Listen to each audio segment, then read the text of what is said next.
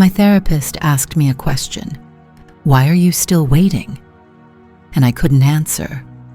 My name is Emily Parker. I am 36 years old. As an adult, I became what people call a functional person. I have a permanent job. I pay my bills. I live alone. I'm a quiet person. People think I'm just introverted or maybe shy. The truth is, I'm emotionally withdrawn. I learned a long time ago to rely only on myself. I've learned to be a ghost in my own life. It all started when I was a kid. My parents divorced when I was 6 years old. My father, David, moved away. My mother, Margaret, told me he was coming soon. It was a promise. He'll call. The phone rang, and my heart just stopped. He always said the same thing. He was planning to come next weekend, and I waited. Our house was in a small suburban town. It was always very quiet there. My mom was taciturn. She maintained order and cleanliness. But there was an emotional coldness in our house. There were no tight hugs, no long conversations about feelings. There were only rules and silence. I've learned not to ask too many questions, especially about him. When I would ask my mother when he was coming, she would just get this tight look on her face. She would tell me to go play or to do my homework. The subject was closed, always. I spent most of my childhood near a window, the one in the living room that looked out onto the driveway. That was my spot. I'd watch the cars go by, and everyone that slowed down, I thought it was him, every single time. My entire world revolved around those phone calls and the weekends that followed. Monday through Thursday were just days I had to get through. Friday was when the hope started. Saturday was the day of waiting, and Sunday was the day of disappointment. It was a cycle.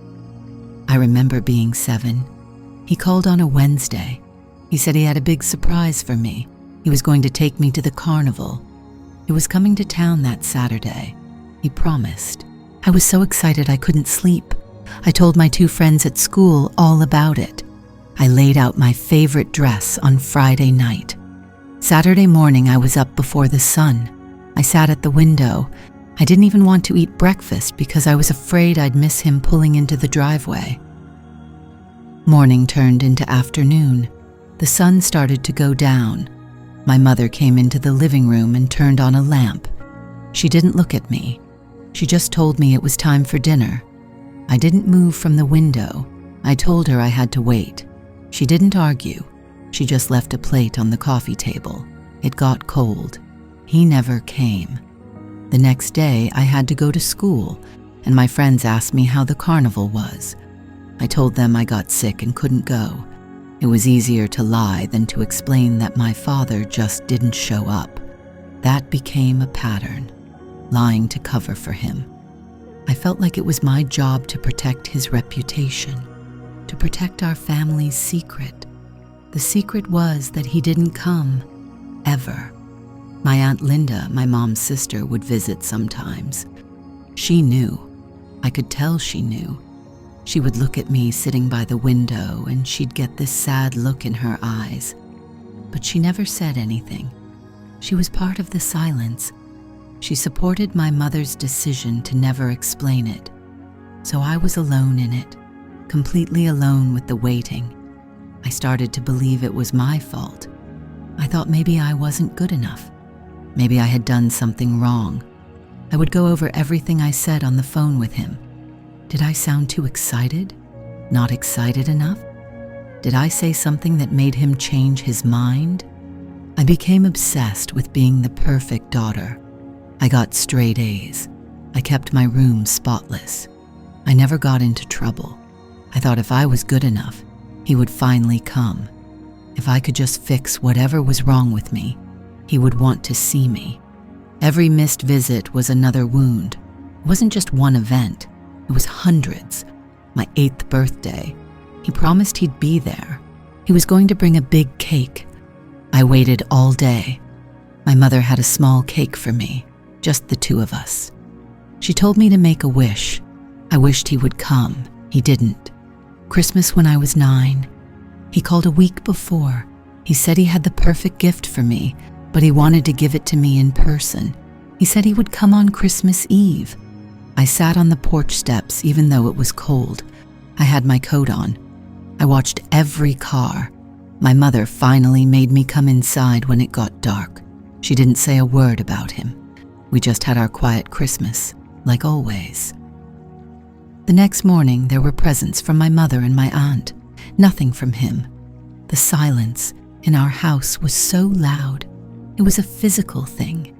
You could feel the weight of everything that wasn't being said. My mother's refusal to talk about it made it worse. It made me feel like the problem was so terrible, so shameful, that it couldn't even be spoken.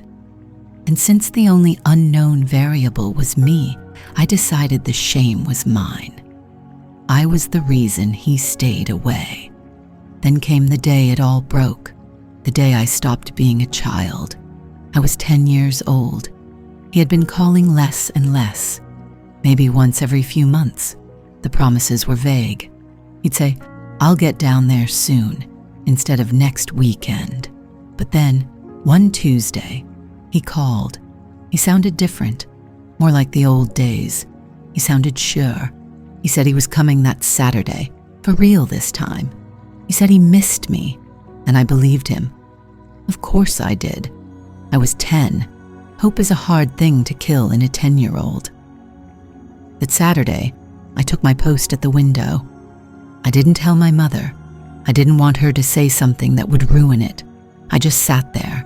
I brought a book, but I couldn't read. I just watched the driveway. The mailman came. A delivery truck came. Neighbors came and went. But his car never turned onto our street. Morning, afternoon, evening. My mother was in the kitchen. I could hear her moving around. She knew I was there. She knew what I was doing. She never came into the room. Night came. The street lights flickered on. The driveway was empty. Something inside me just snapped. I finally got up from the window. My legs were stiff. I walked into the kitchen. My mother was washing dishes. Her back was to me. I asked her why he didn't come. My voice was small. She didn't turn around. She just kept washing. She told me to let it go. I asked again. I said he promised. She turned the water off. She dried her hands. She turned to face me, and her expression was completely blank. She told me to stop asking. She said it was done, and then she just walked out of the room. That was it. That was the moment I realized I was truly, completely alone. It wasn't just that he wasn't coming. It was that my own mother wouldn't help me understand why. She wouldn't comfort me. She wouldn't even acknowledge my pain. She just wanted it to go away. She wanted me to be quiet. And so I became quiet. I never asked about him again. Not once. I stopped sitting at the window. I stopped waiting. Or at least, I thought I did. What I really did was bury the waiting. I pushed it down so deep inside me that I forgot it was there. But it didn't go away. It just changed form. I grew up. I went to high school. I went to college. I started dating. And the pattern began to emerge in my adult life. I would find myself in relationships with people who were emotionally unavailable. People who made promises they couldn't keep. I would wait for them to change. I would wait for them to finally see me. I held on to relationships for way too long. Long after they were over, I made excuses for them. I blamed myself when they disappeared. I thought if I was just better, prettier, smarter, more patient, then they would stay. It was the same exact feeling from my childhood, the same belief that I was the problem, that I was fundamentally unlovable. I never connected the dots, not once. I just thought I was bad at relationships. I kept busy. I worked hard. My career became my safe place. Work was predictable. If you did the work, you got the result. It was logical. It wasn't like people. I avoided talking about my past. If anyone asked about my father, I would just say my parents were divorced and I wasn't close with him. It was a simple, clean lie. It kept people from asking more questions. I functioned. On the outside, everything looked fine, but on the inside, I was always waiting. Waiting for a text back, waiting for someone to commit, waiting for a boss to notice my hard work. My entire life was lived in a state of emotional pause. I was always waiting for the real part to begin, the part where I was finally chosen. Then, a few months ago, I started seeing a therapist. I went because I was feeling anxious and a little depressed, and I couldn't figure out why. My life was stable. Nothing was wrong, but I felt this constant low-level hum of sadness. We talked about my work, my friendships, my recent breakup. I told her about my ex-boyfriend, Mark. I told her how I waited for 2 years for him to be ready for a real commitment.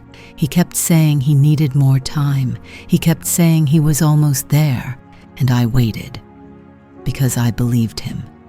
Then one day he just told me it wasn't going to work, and he left. I was devastated. I couldn't understand it. I had given him everything. I had been so patient, so understanding. As I was telling my therapist this story, she was very quiet. She just listened. And when I was done, she looked at me and she asked the question, "Why do you still wait?" It was like a lightning bolt. I had no idea what she meant at first. I told her I didn't understand. She said it seemed to be a pattern in my life, the waiting. She asked if it reminded me of anything. And for the first time in my entire adult life, the image of a little girl sitting at a window popped into my head. A little girl waiting for her father, and I just broke down. I started crying in a way I hadn't cried since I was that little girl. It all came out. The years of silence, the hundreds of broken promises, the cold plate of dinner on the coffee table, my mother's blank face. I told her everything. And when I was done, I felt completely empty. We spent the next few sessions just talking about my childhood. I explained the endless cycle of hope and disappointment. I told her how I decided it was my fault. She helped me see that I wasn't waiting for boyfriends, or for bosses, or for friends. I was still waiting for my father. Every man who left, every person who disappointed me, was just him all over again. And every time I tried to fix it, I tried to be good enough so they would stay. My therapist pointed out that I never got angry. I was always just sad and disappointed, and I always blamed myself. She asked me if I was angry at my father. I said no. I didn't feel anything for him at all. She asked if I was angry at my mother. I said no. I told her my mother did the best she could. My therapist just nodded. She let me sit with that for a while. But the question lingered. Why wasn't I angry? The truth was, I was terrified of the anger. The anger was a huge, dark ocean, and I had spent my life on the shore, pretending it wasn't there. To be angry meant I would have to admit that what happened was not my fault. It meant I would have to admit that they failed me. Both of them. My father for leaving, and my mother for making me navigate that abandonment all alone. That was the hardest part to accept, my mother's role in it. I had always seen her as a fellow victim of his disappearance, but she wasn't. She was a gatekeeper of the truth. She chose to let me believe I was the problem. She chose silence over my emotional well-being. That realization was more painful than anything my father ever did, because she was there. She was the one who was supposed to protect me, and she didn't. After that session, I felt a shift inside me. The sadness started to curdle into something else. It was anger, a slow, burning anger. I needed to know why. I was 36 years old, and I still didn't know the real reason my father disappeared. I decided to ask my mother. I knew it would be hard. We had never in my entire life had a real honest conversation. I drove to her house last Saturday, the same house I grew up in. She was surprised to see me. We sat in the living room, the same living room where I used to wait. The furniture was different, but the silence was exactly the same. I told her I needed to talk to her about my father. The old familiar tension immediately filled the room.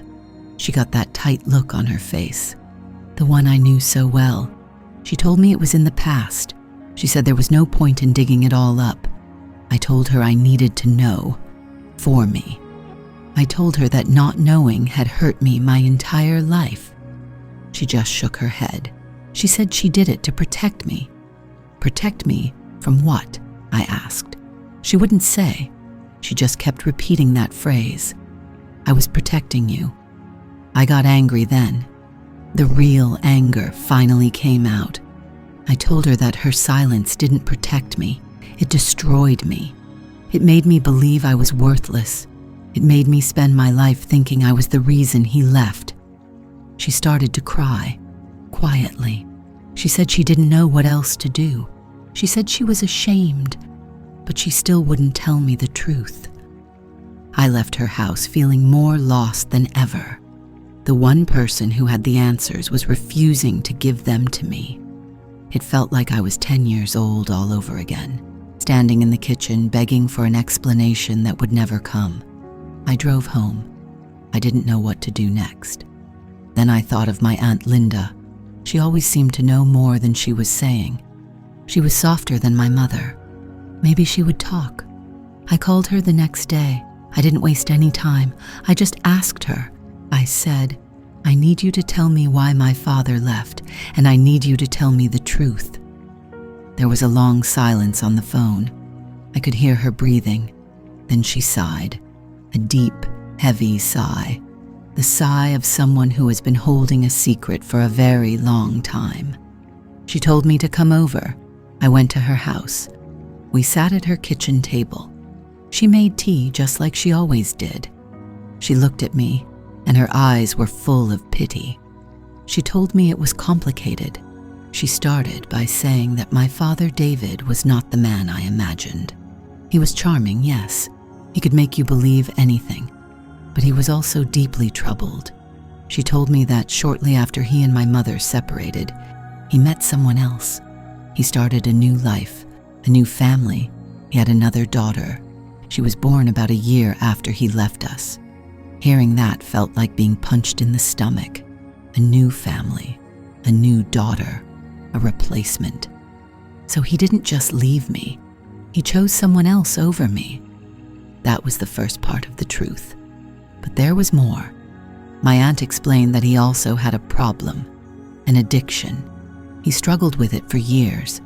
It made him unreliable, unstable. He would lose jobs. He would get into trouble. The promises he made to me, he probably meant them when he said them, but he was never in a position to actually follow through. His life was chaos. And then came the final piece, the part my mother was so ashamed of. At some point, a few years after he left, he got into serious legal trouble. It was related to his addiction. My mother was terrified that he would drag her and me into his mess. He wanted money. He was threatening to fight for visitation rights if she didn't help him. So my mother and her lawyer made him a deal.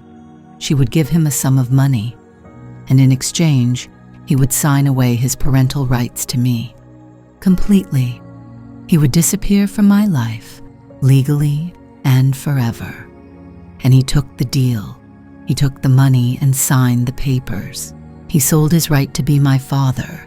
He was never coming to visit. Not next weekend. Not ever.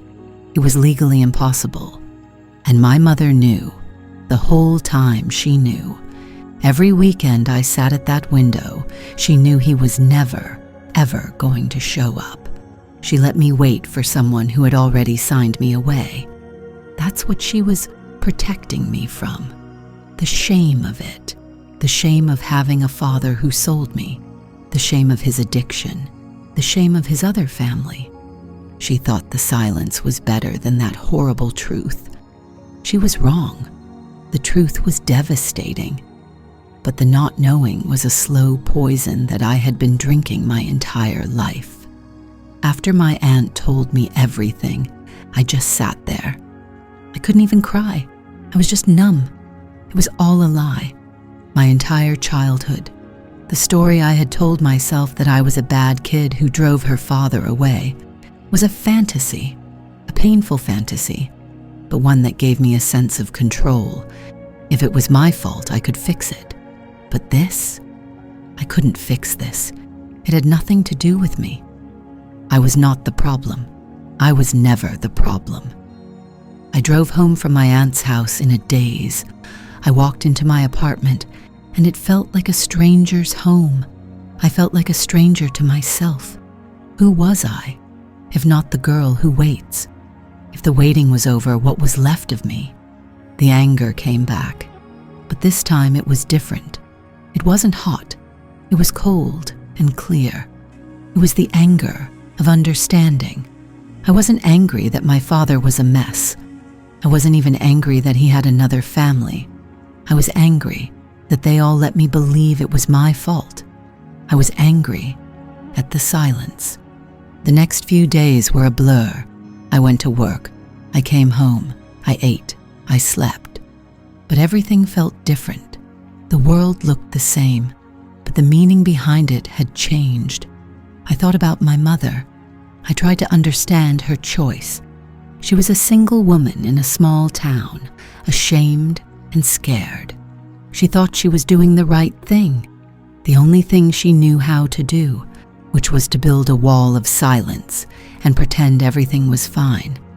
I understood it, but I didn't forgive it. Understanding is not the same as forgiveness. And then I thought about my father, the man I had spent my whole life waiting for. He wasn't a monster.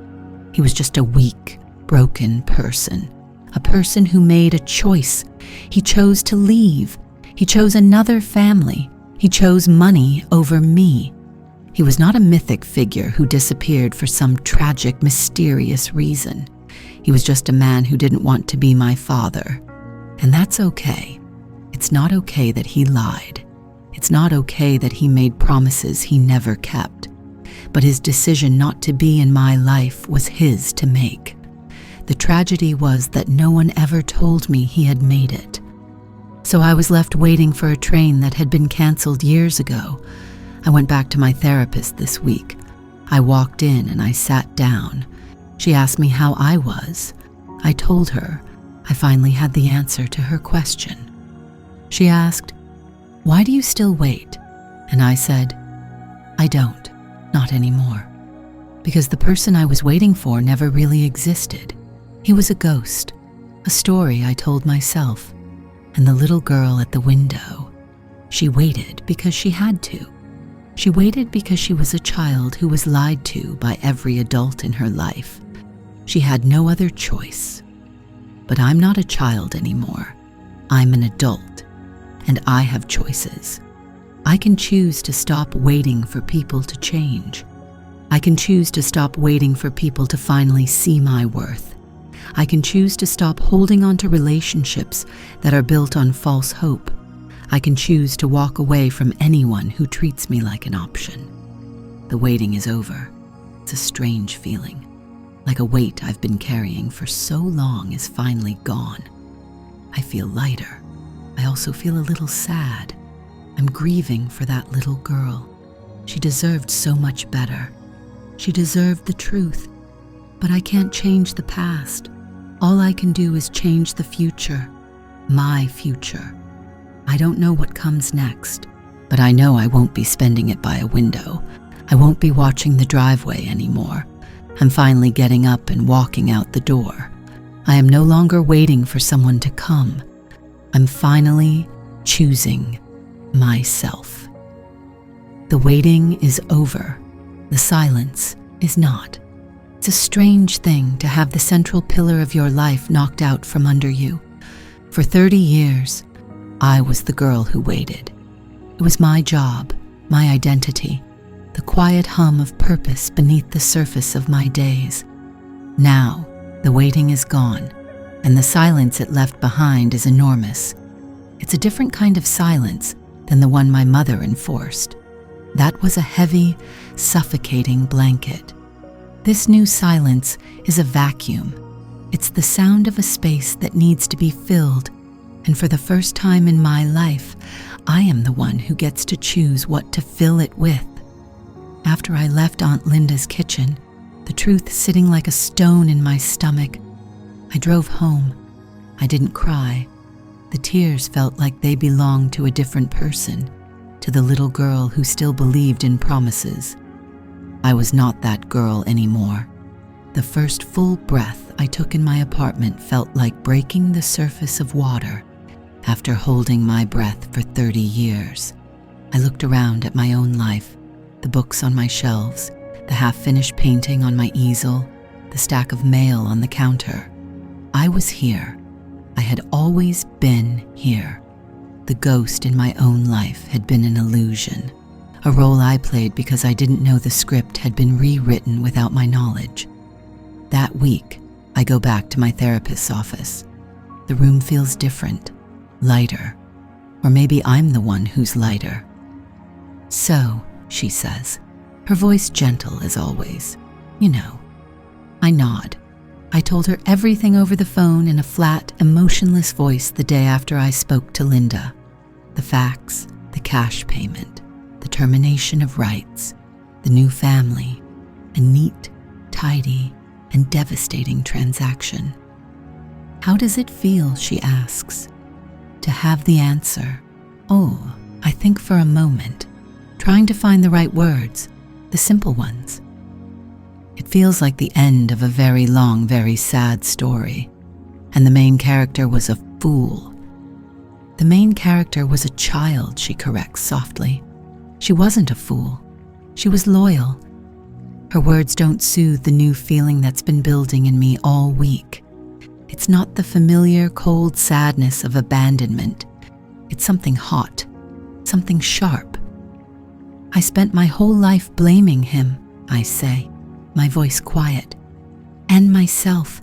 I thought I wasn't good enough, or quiet enough, or that I had done something wrong. I spent years trying to figure out the puzzle of his absence. But it wasn't a puzzle. It was a business deal. The anger is a hot tide rising in my chest. It's so new, so powerful that I'm almost afraid of it. For my entire life, my primary emotion has been a quiet, passive ache, a longing. Anger was never allowed in our house. It was messy.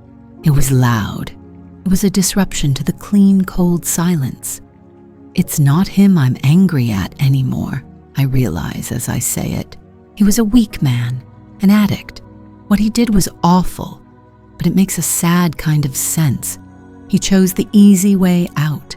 He was always going to choose the easy way out. My therapist just watches me, letting me follow the thought. It's my mother, I say, and the name hangs in the air between us. Margaret, the gatekeeper. She's the one I can't forgive. He left me once. She let me watch him leave every single day for years. She sat in the same house. She ate dinner with me. She watched me sit at that window. And she knew he was never, ever coming back. The silence in the therapist's office is a kind, patient thing. It holds space for the anger. It lets it breathe. She called it protection, I whisper. Linda said she thought she was protecting me from the truth of what he was. And what do you think? I think she was protecting herself, I say, the clarity of it like a shard of glass in my throat. She was protecting herself from the shame of having a husband who was an addict, the shame of a failed marriage, the shame of having to buy him out of our lives. My waiting was the price of her silence. She built a prison of false hope and made me the only inmate, and then told me it was a sanctuary. The session ends, but the anger doesn't. It travels with me. It's not a destructive, screaming rage. It's a huge, dark ocean inside me, calm on the surface, but with a powerful, undeniable current. It tells me what I have to do next. 2 days later, I drive to my mother's house. The house looks exactly the same. The lawn is perfectly manicured. The windows are spotless. It's a museum of a life that never really happened. I park in the driveway, in the exact spot where I used to imagine his car would one day pull up. The irony is not lost on me. I don't wait for her to open the door. I use my old key. It slides into the lock with a familiar click.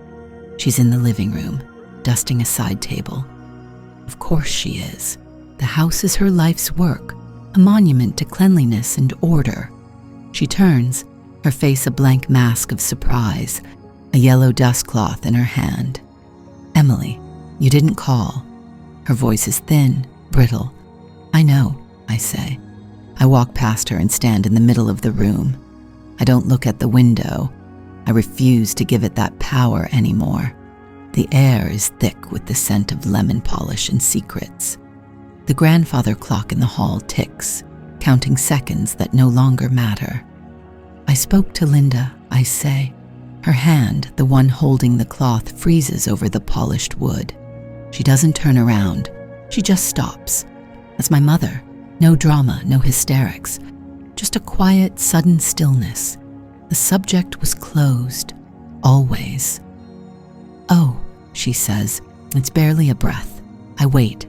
Not the hopeful, desperate waiting of my childhood, but a new kind of waiting, a powerful one. I am waiting for her to turn around. I am waiting for her to look at me. Slowly, she places the dust cloth on the table and turns. Her face is pale, but her expression is unreadable. It's the same expression she wore when I was 6 and cried for my father. It's the same expression she wore when I graduated from college and his seat was empty. It's a wall. "She shouldn't have told you," Margaret says. Her first words are not an apology. They are a complaint. "Why not?" I ask. My voice is steady. The ocean inside me is calm. Was the secret getting too heavy for her to carry? I know it was for me. She flinches, just a little, a tiny crack in the porcelain facade. "I did it to protect you, Emily." There it is, the lie she has told herself for 30 years, the lie that allowed her to sleep at night. "No," I say, the word simple and final. "You did it to protect yourself. You were ashamed, and you used me.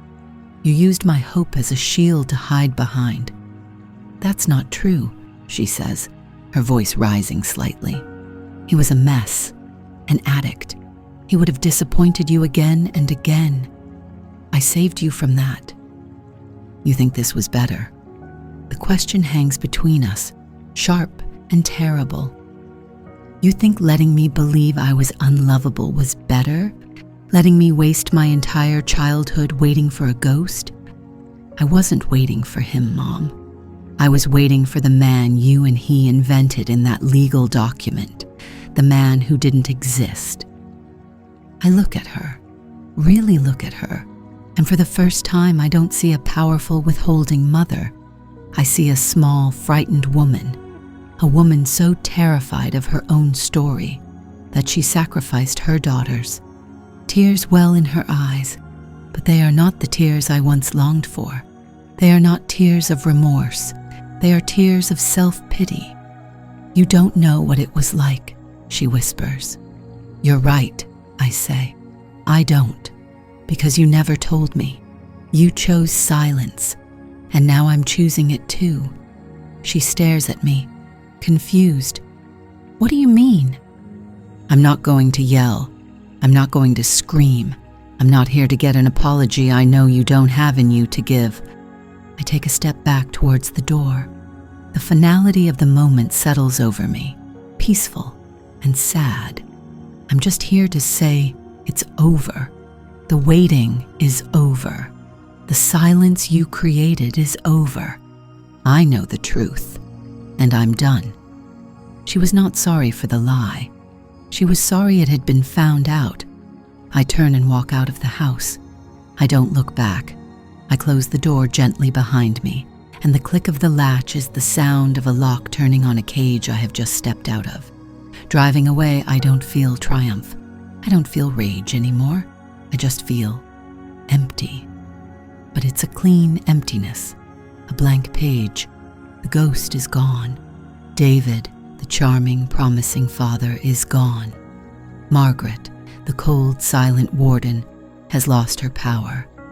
Back in my apartment, the evening light is fading.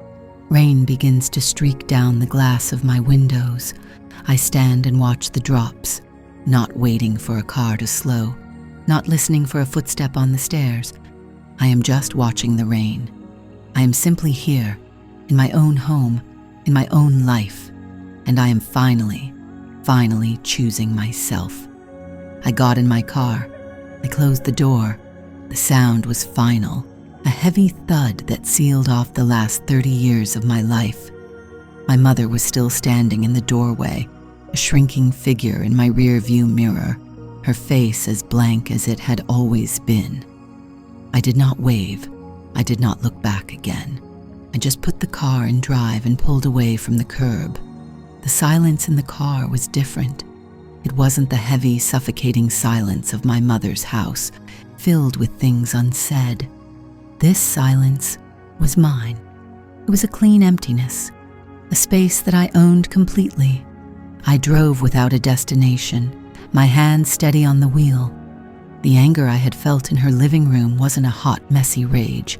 It was a cold, clean fire that had burned away the rot, leaving behind a foundation of scorched earth.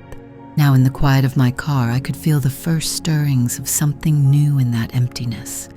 It wasn't hope. It was too soon for hope. It was just potential, the simple absence of pain.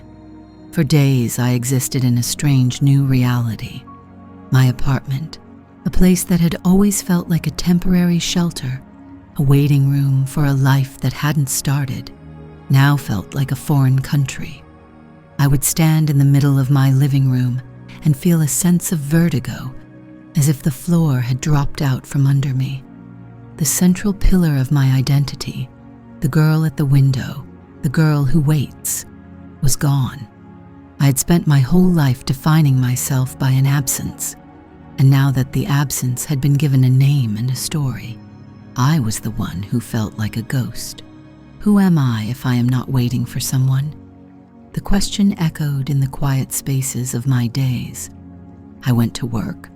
I answered emails. I made coffee. I performed the functions of a life, but my inner world had been demolished.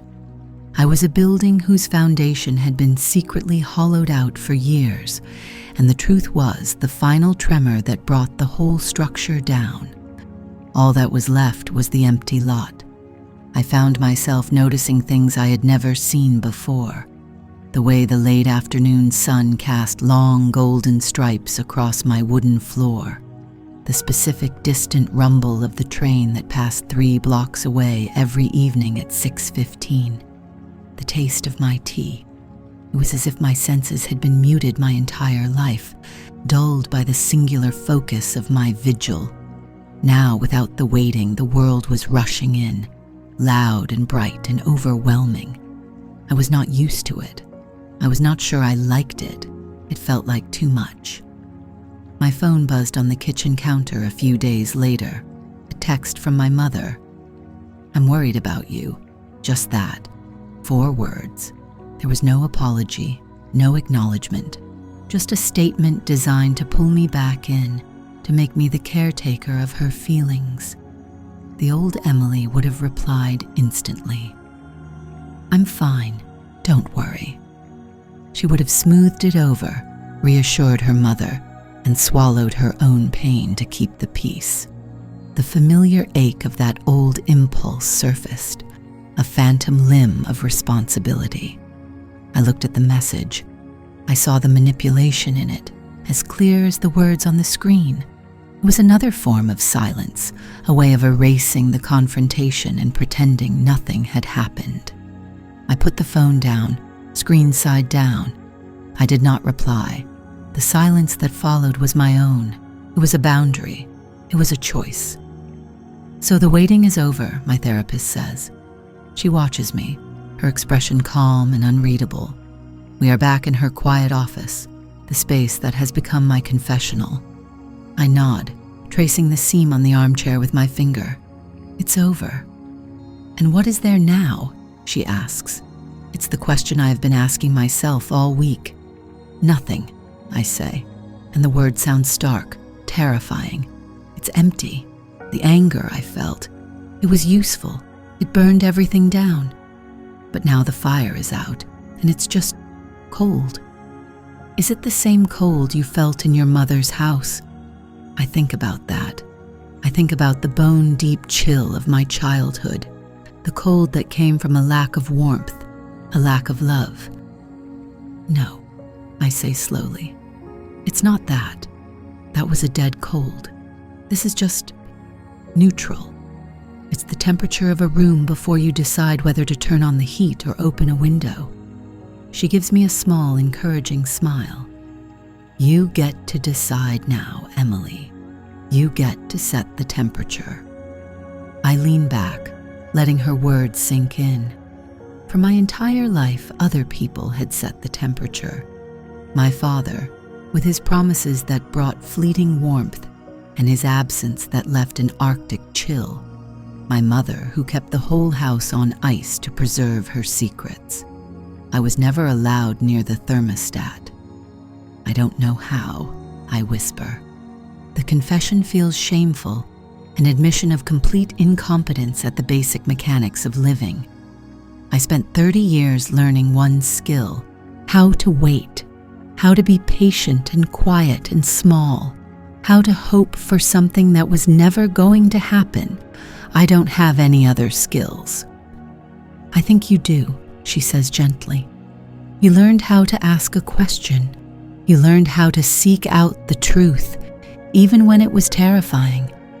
You learned how to walk away. Those are not small skills, Emily. They are enormous. I look at my hands resting in my lap. They look like my own hands, but they feel different, stronger.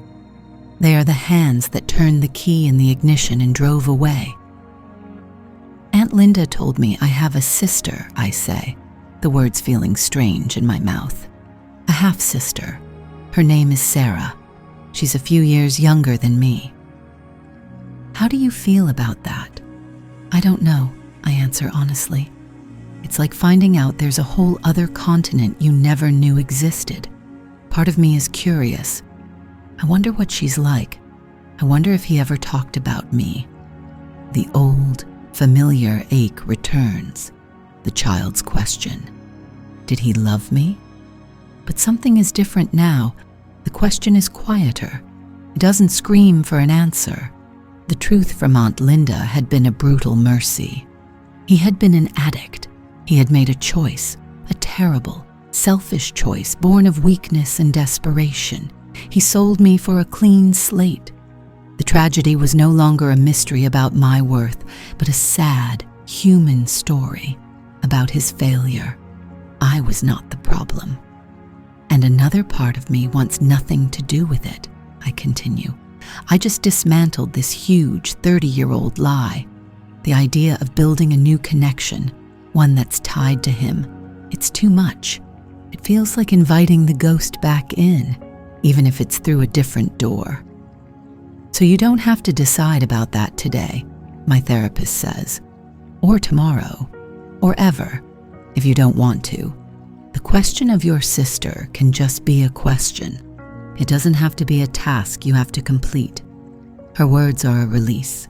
I feel my shoulders, which have been tight for a week, for a lifetime, drop an inch. I have lived my life as a series of tasks. Wait for Dad. Be good for Mom. Don't ask questions. Don't take up space. The idea that I can simply let something be without needing to solve it or fix it or wait for it is revolutionary. That night, I can't sleep. The silence in my apartment feels too loud. I get out of bed and walk into the living room. For so many years, my nights were spent by a window, but it was always the window in my childhood home, the one that overlooked the empty driveway, a stage for a play that was never performed. My living room has a large window that looks out over the city street, 3 floors below. I've never spent much time there. It was just a source of light. But tonight I walk over to it. I don't sit on the floor. I don't press my face to the glass. I just stand a few feet back, my arms crossed, and I look out. The street is quiet. A lone car passes, its headlights cutting through the darkness before disappearing around the corner. A man is walking his dog on the opposite sidewalk. The traffic light at the end of the block cycles from green to yellow to red, painting the pavement in shifting colors. There is a whole world out there, moving and breathing and living, entirely independent of me and my story. It was always there. I was just too busy watching a closed door to notice. I stand there for a long time watching the small, ordinary dramas of a city at night. I am not looking for anyone. I am not expecting a car to slow down. I am not holding my breath. The clean emptiness inside me doesn't feel like nothing anymore. It feels like space. Space to breathe, space to stand, space to simply be. I was not waiting for anything. I was just watching the world go by. And for the first time, it felt like enough. The silence in my car on the drive home was different. For 30 years, I had lived inside my mother's silence, a thick, suffocating blanket meant to smother questions. It was a silence filled with things unsaid, with shame, and with anger she refused to acknowledge. It was a weapon. This silence was new. It was mine. It was the quiet that comes after a storm has passed, when the wind dies down and all you can hear is the dripping of rain from the leaves. It was an empty silence, a clean slate. When I walked away from her house, I hadn't just left her standing in the doorway. I had walked out of the prison of her silence forever. The subject was closed, not because she willed it, but because I did. I parked in my designated spot, turned off the engine, and just sat there. My hands were still shaking, a faint tremor from the adrenaline of the confrontation.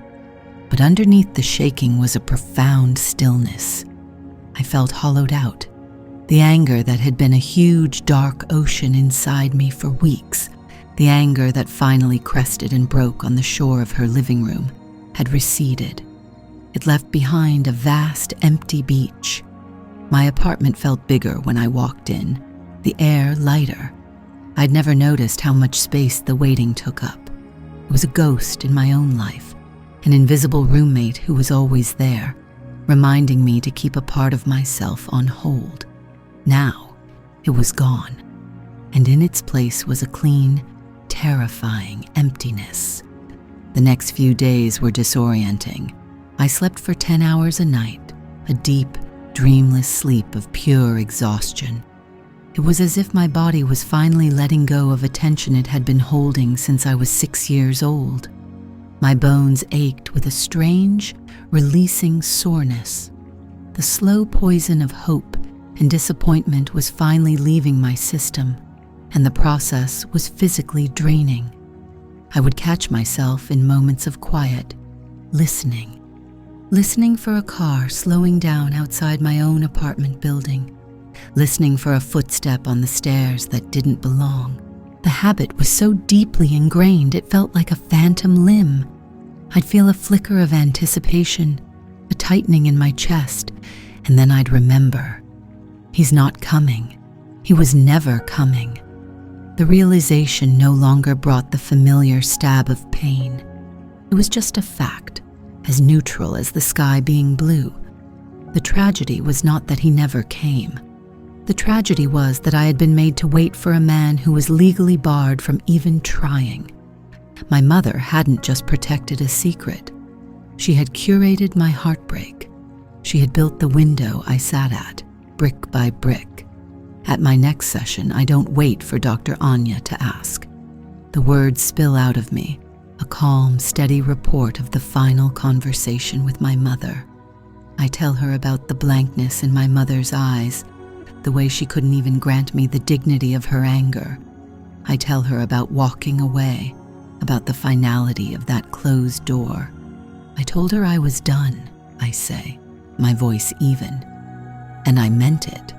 Dr. Anya listens, her expression unreadable but attentive. She is a still point in the turning world of my emotions. When I finish, the room is quiet. It's not an uncomfortable silence. It's a respectful one. You took back your story, Emily, she says finally. You've spent your whole life having it dictated to you by his absence and her silence. Now you're the one holding the pen. I nod, letting the metaphor sink in. A pen, my story. It feels fragile and powerful all at once. There's one more thing, I say, the words feeling heavy in my mouth. Aunt Linda told me he had another family, another daughter. I say her name for the first time out loud to someone other than my aunt. Sarah. The name hangs in the air between us. It feels foreign, unreal, a name from a life that ran parallel to mine, a life where the promises were perhaps kept.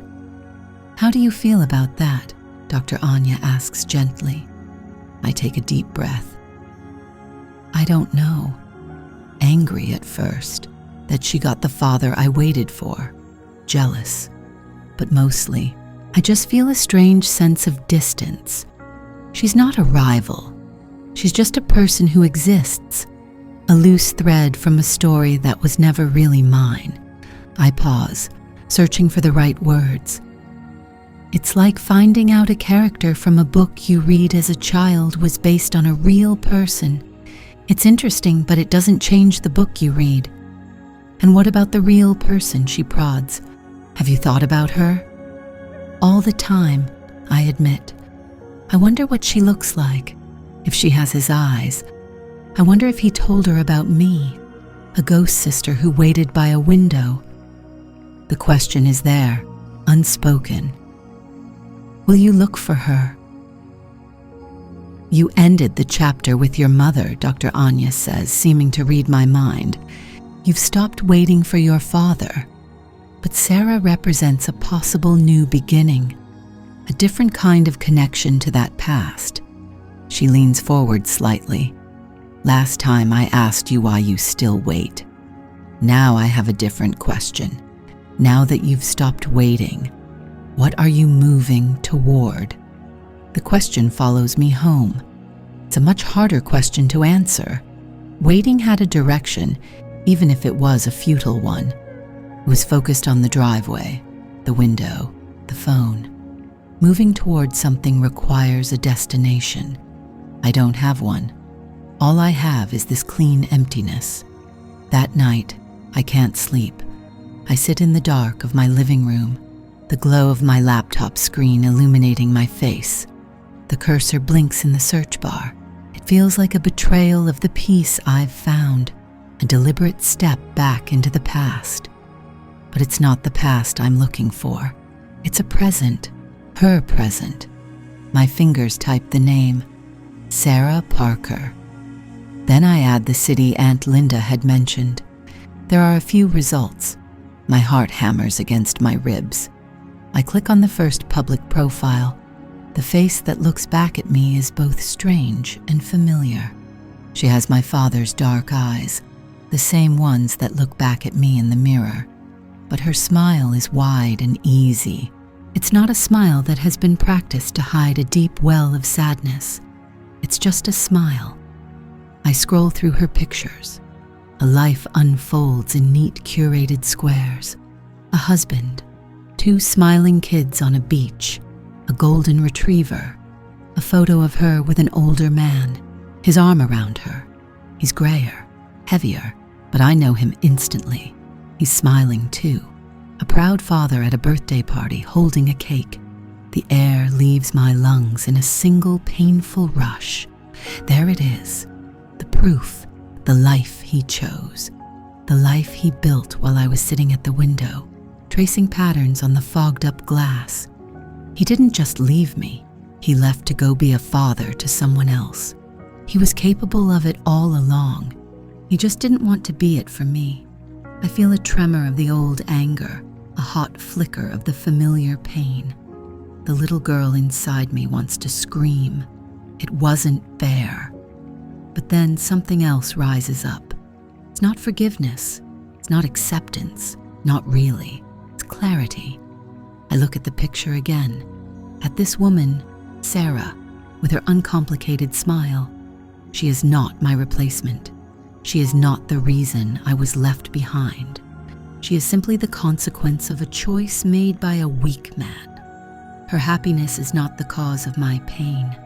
My mother's silence was the cause of my pain. My father's addiction and his weakness were the cause. I was not the problem. I stare at the smiling face of my half-sister, a woman I will likely never meet, and I feel a profound and final sense of separation. Her story is hers. His story is his. My mother's story is hers, and my story is finally, my own. I close the laptop. The screen goes dark, and I see my own reflection in it. My eyes are my father's, yes, but my smile, small, tired, but present, is mine. The set of my jaw is mine. The strength I feel settling in my chest, a quiet, solid weight, is mine. Dr. Anya's question echoes in the silent apartment. What are you moving toward?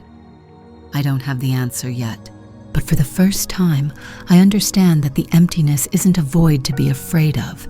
It's a space. The waiting is over. The silence is no longer an absence. It's a canvas. And for the first time, it feels like mine to fill. The waiting was gone. The anger was quiet. The silence was still there, but it had changed its shape. For a week after I walked out of my mother's house, I lived inside that new silence. It was not the heavy, suffocating silence of my childhood, thick with unspoken words and unanswered questions. That silence had been a weight, a presence in the room. This was a clean emptiness. It was the vast, hollow quiet of a space that has been cleared out. The furniture is gone, the pictures are off the walls, and the air smells of nothing at all. I went to work. I came home to my small apartment. I made dinner. I washed the dishes. The choreography of my life remained the same, but the internal monologue had stopped. For 30 years, my mind had been a waiting room. Every stray thought, every quiet moment, eventually led back to the window, to the driveway, to the question. When will he come? Why isn't he here? Now there was no question. The first few days, my body remembered the habit even when my mind knew better. I would catch myself holding my breath when a car slowed on the street below my window. My thumb would hover over my phone, expecting a call or a text that I now knew would never arrive. It was like a phantom limb.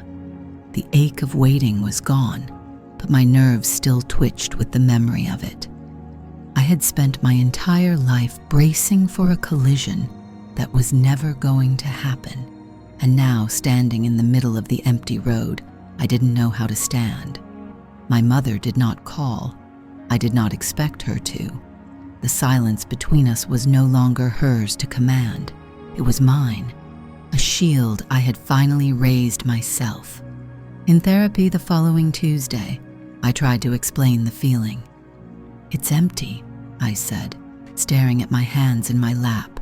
All the space in my head that was taken up by waiting, it's just gone, and I don't know what to put there instead.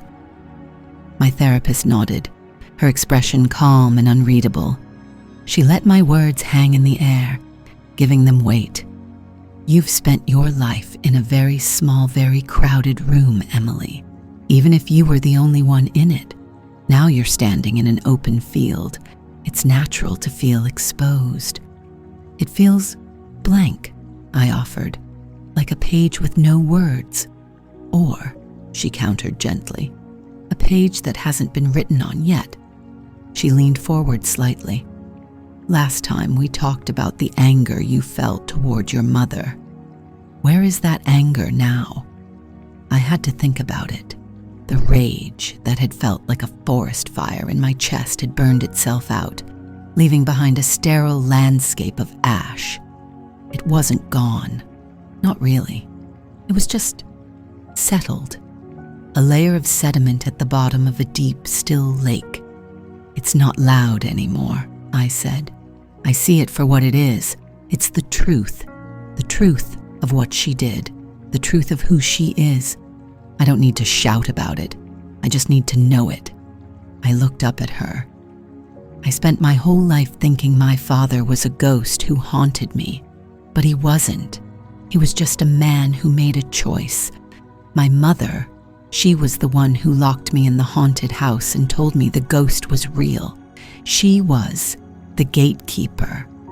The subject was closed, not because it was forbidden, but because it was finished. The mystery was solved. The book was read. "So," my therapist said, bringing me back to the present, "this open field, this blank page, what do you want to do with it?" The question was so simple, so vast. It was the opposite of the question that had started all of this. It wasn't about why I was waiting for someone else.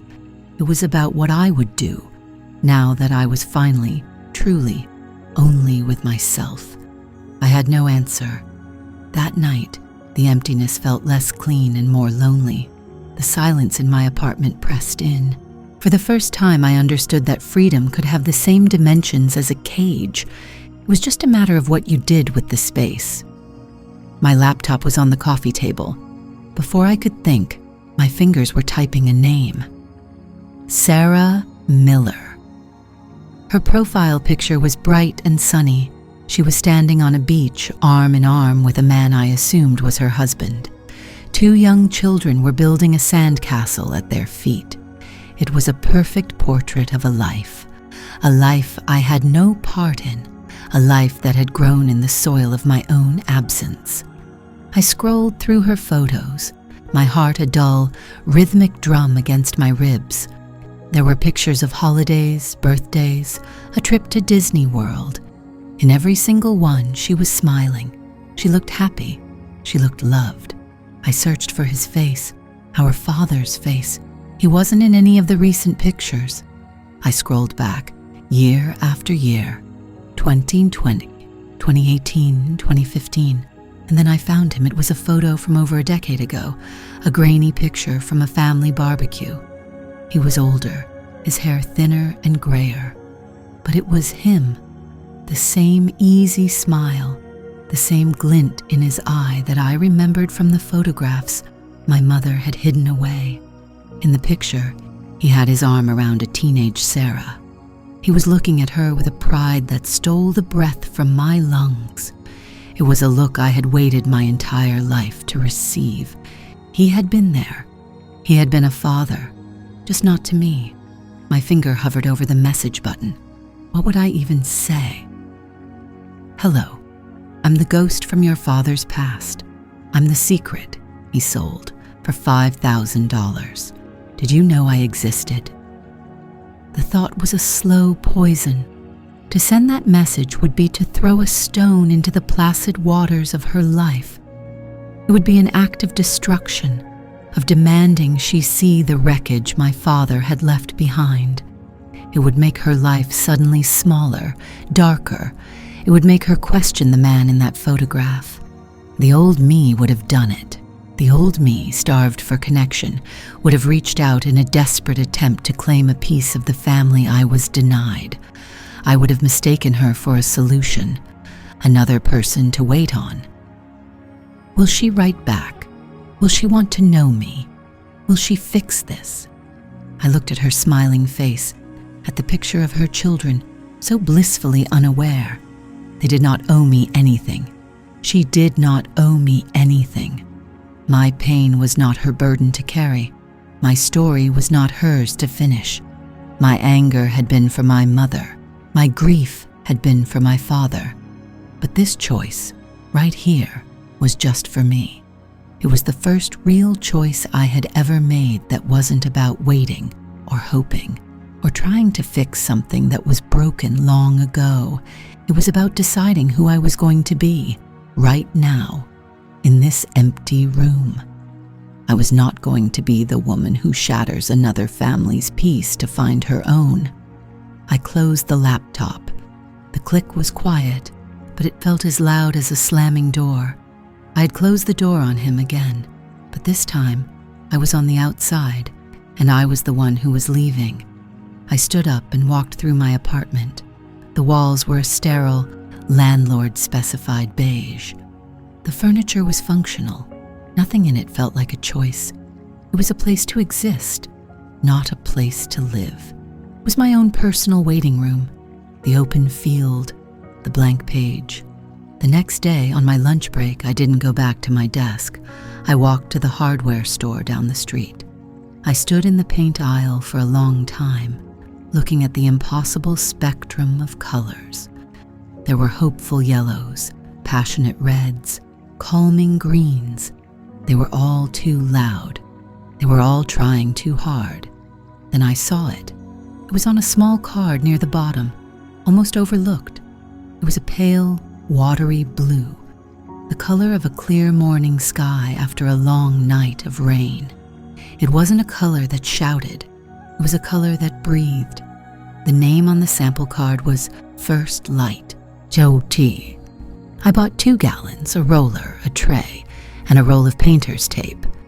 That evening, I didn't turn on the television. I didn't open my laptop. I put on old clothes, laid a drop cloth on the floor, and pried open the first can of paint. The smell was clean, chemical, and full of promise. It was the smell of something new. I poured the pale blue into the tray, coated the roller, and stood before the largest, blankest wall in my living room. The wall I used to stare at when the silence got too loud. I took a breath. Not a breath I was holding, but a breath I was choosing to take. Then I began to paint. The first thing I do is buy the paint. It's an absurdly simple act, but it feels monumental. I stand in the aisle of the hardware store. A universe of colors fanned out before me like a promise. For 30 years, my world was shades of gray, the color of the window pane on a rainy afternoon, the color of the silence in our house, the color of a phone that never rang. The walls of my apartment are a stark, institutional white, a renter's white, the color of waiting for your real life to begin. I don't choose a loud color. I don't need to scream. I choose a color called sun-warmed clay. It's a soft, earthy tone, the color of terracotta pots that have sat in a garden for years, holding life. It feels solid. It feels real. Back in my apartment, the silence is different. It's no longer the heavy, suffocating blanket my mother wrapped our childhood in. This is a chosen silence, a peaceful silence. It is the quiet space before creation. I pry open the lid of the can. The smell of the paint is sharp and chemical, the smell of change. I dip the roller into the tray and press it against the wall. The first stripe of color is a shock against the sterile white. It's a declaration. I am here. This space is mine. With each pass of the roller, a strange calm settles over me. The physical work is grounding. The steady rhythm, dip, roll, press, repeat, is a meditation. My muscles ache. Sweat beads on my forehead. This is the opposite of waiting. Waiting is passive, a slow erosion of the self. This is active. This is building. I am not covering up the past. I know that. The girl at the window will always be a part of me. I can still feel the cold of the glass against her small hands, the desperate hope that made her heart beat too fast whenever a car slowed at the end of the driveway. But I am no longer trapped behind the glass with her. Now, I can stand beside her. I can put my arm around her and tell her the truth. He's not coming, I can finally say to her. And it was never, ever your fault. I am painting over the emptiness. I am painting over the blank space where all the waiting used to live, that vast hollow room in my soul I had furnished with disappointment and blame. I am giving it a new color, the color of earth, the color of a foundation. My phone buzzes on the kitchen counter, rattling against the granite. I glance over. The screen glows with a single word, Mother. For a split second, the old reflex kicks in, a jolt of adrenaline, a familiar mix of dread and obligation. My hand hovers, my breath catches. The little girl inside me, the one who spent her life trying to please the unpleasable, whispers, "Answer it. Maybe this time it will be different." But it won't be. I look at the wall, half covered in its warm new skin. I look at the paint on my hands. I'm in the middle of something important, something for me. The buzzing stops. The silence that follows is not heavy. It is light. It is a choice. I did not answer. The world did not end. I was not a bad daughter. I was just a woman painting her apartment. I turned back to the wall and dipped my roller in the tray again. The subject was closed. For today, it was. And the silence was finally mine. Later, sitting on the floor of my transformed living room, the air thick with the smell of drying paint, I think about Sarah. I think about the photos I saw, the life that ran on a parallel track to mine, blissfully unaware. The anger I felt when I first learned about her, that huge, dark ocean of rage, has receded. The tide has gone out, leaving behind a quiet, damp shoreline of sadness and something that feels, strangely, like peace. My decision not to contact her feels more solid now, more right.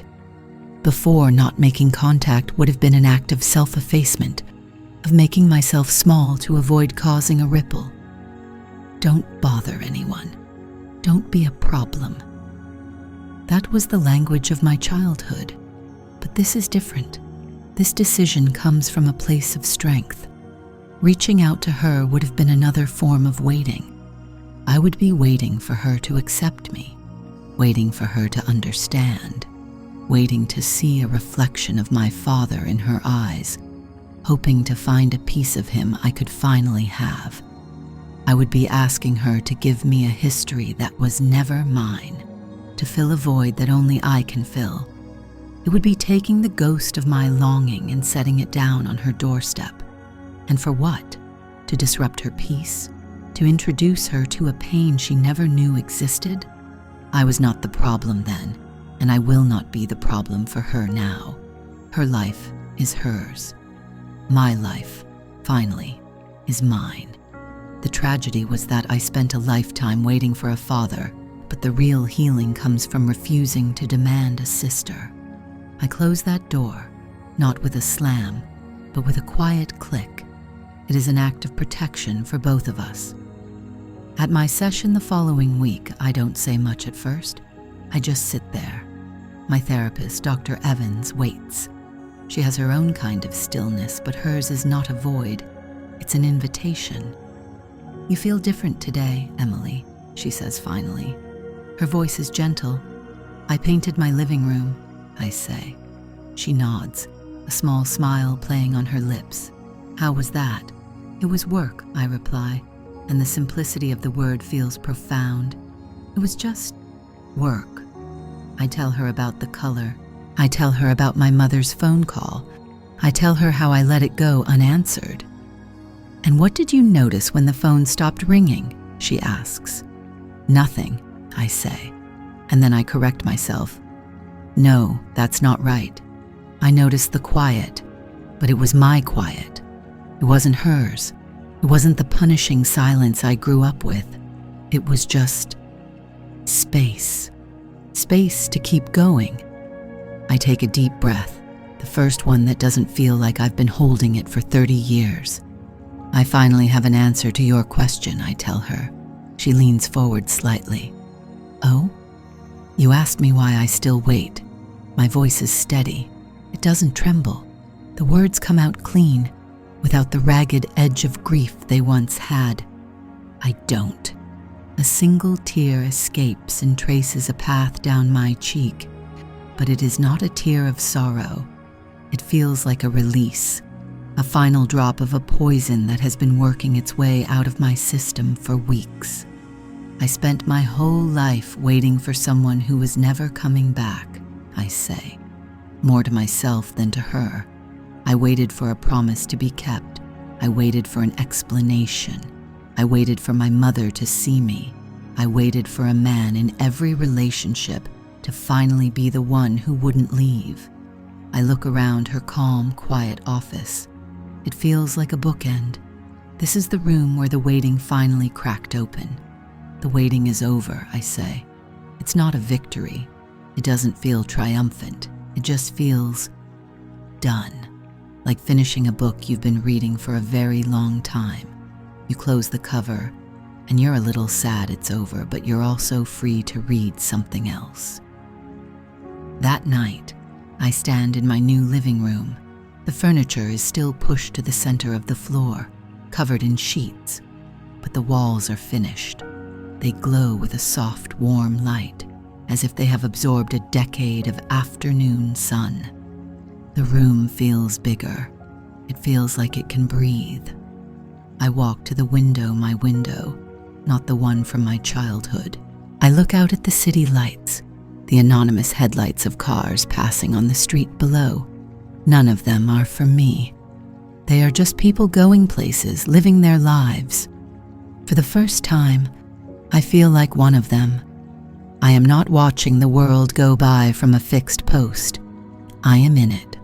The ghost is gone. The little girl who sat with her face pressed to the glass is finally asleep, and I am here in a room I painted myself, ready to begin.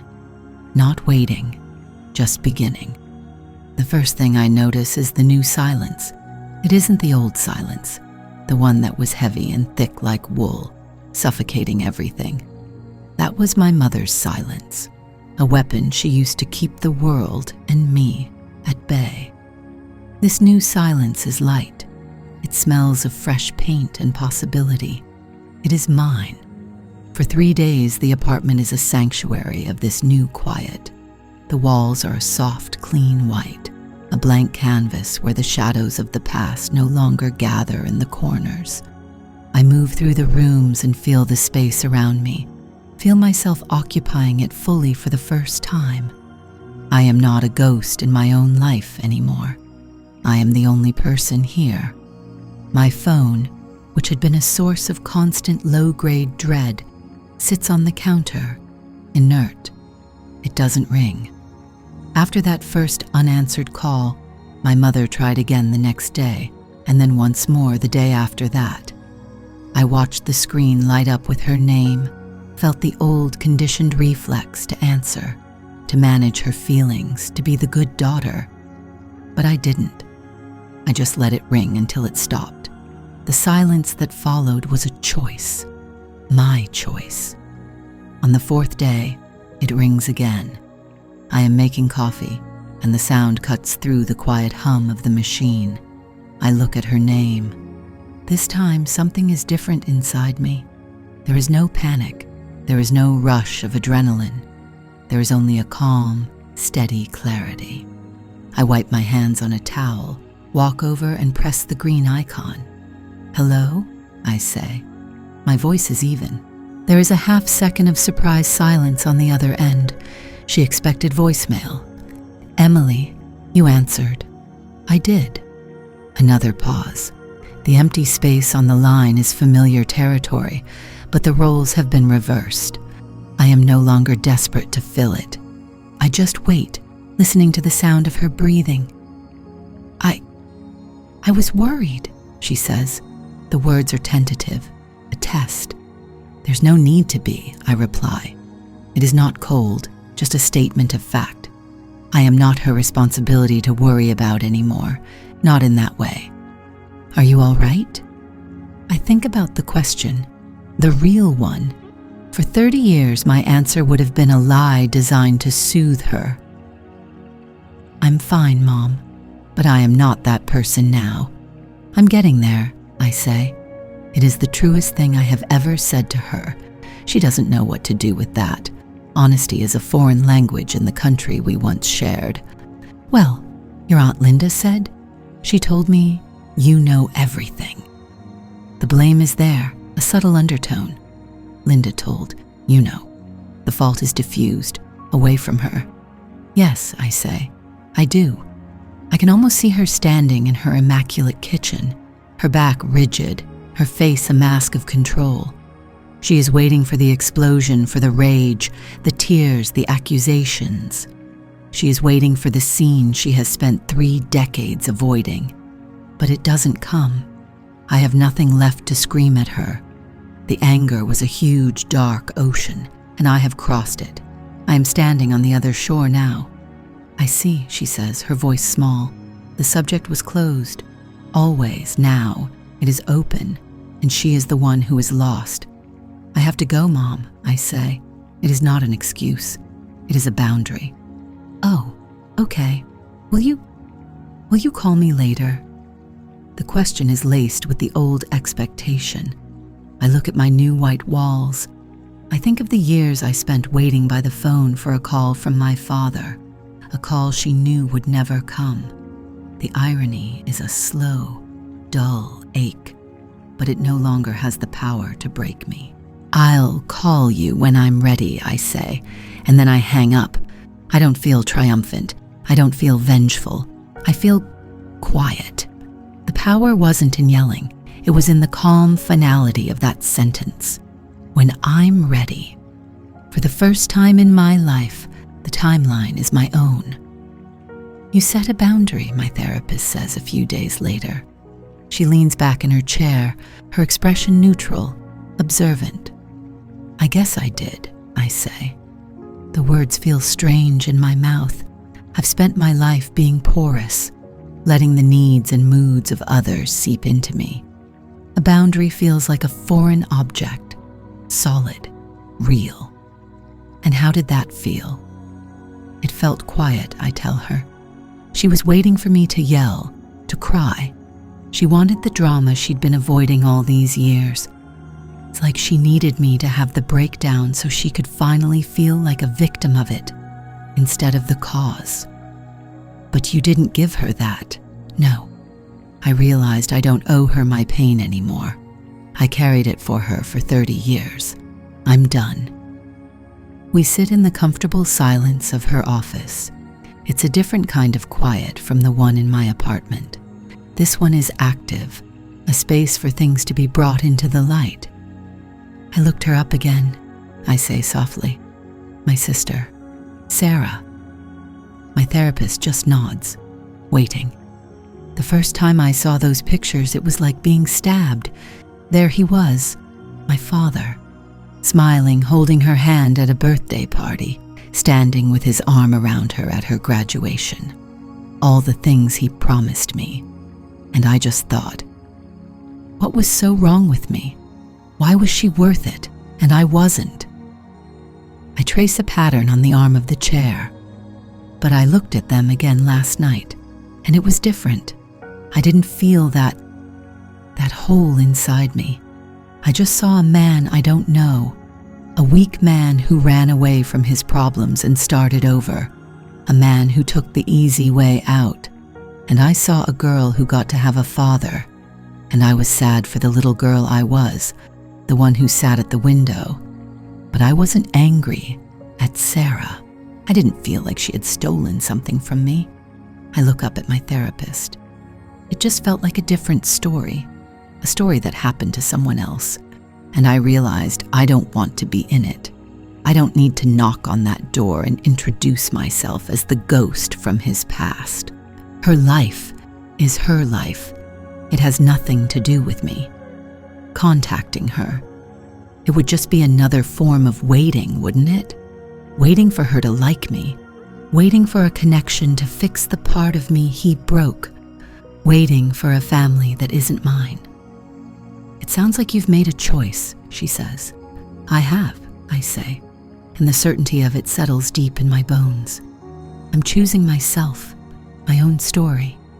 She smiles, a small, genuine smile. "So," she asks, her voice gentle, "the girl who waited, she's not waiting anymore. What is she doing instead?" The question follows me home. It hangs in the clean air of my apartment. What am I doing instead? For my entire life, my energy was directed toward a single, passive act. Waiting was my job. It was my purpose. It defined the rhythm of my days, the shape of my relationships, the contours of my heart. Now, that job is over. I have been laid off from a position I held for 3 decades, and the resulting vacancy is vast. I walk to the living room window. For so long, this small pane of glass was a portal to a future that never arrived. It was a prison and a post of vigilance. I spent a childhood here. My reflection looks back at me now, a woman of 36, no longer a girl. The street outside is just a street. The cars that pass are just cars. One slows to turn into a neighboring driveway, and I feel nothing. No jolt, no flutter of false hope. The reflex, worn into my nervous system like a groove in a rock, is gone. The waiting is over. The thought is so simple, so final. I stand there for a long time, just looking out at the world, not waiting for anything to come to me. The question echoes again. What are you doing instead, Tucker? The answer comes not as a thought, but as an impulse, an action. I turn from the window. I walk to my closet, pull on a pair of running shoes, and grab my keys from the bowl by the door. I don't have a destination. I don't have a plan. I walk out of my building and onto the sidewalk, and I just start walking. The evening air is cool on my skin. I keep my head up. I notice the deep purple of the sky bleeding into orange at the horizon.